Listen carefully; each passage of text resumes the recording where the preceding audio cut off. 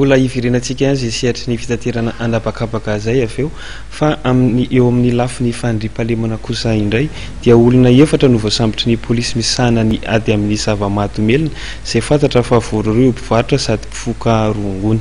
Tamin'ny toerana efatra samihafa no isamborana sy nahatratrarana ireto olona ireto. Olona misa efatra voaroa io mpivarotra sady mpifoka rongony no voasambotry ny polisy misana ny ady amin'ny zava-mahadomelina ny alakamisy 7 Desambra.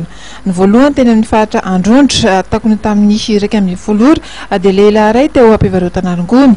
Rehefa nosavaina teny aminy dia nahitana rongony milanja atsasakilao sy fonosana misa 20. Tamin'ny fanadidina azy dia nieky izy fa dia azy ireo rongony ireo ary eninosy be ny fividianana azy ary dia 5,4 ariary. Izay amidiny 500 ariary ny firosana iray.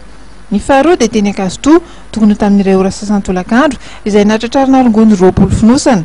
Marihana fa voatabambolana izy no niatrika fitsarana no resaka rongony io ka izao tratra izao indray. Ny fahatelo kosa dia vehivavy iray tratra teny Analakely tokony tamin'ny ora tolakandro izay nahatratrarana rongony 20 fonosana.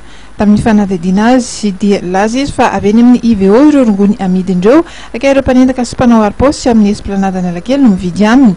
Ny farany dia teny Ambojatovo ambony tokony tamin'ny 3 ora tolakandro dia nisy ny antso ny polisy dia misy ny andian-jatova mifoka rongony eny an-toerana.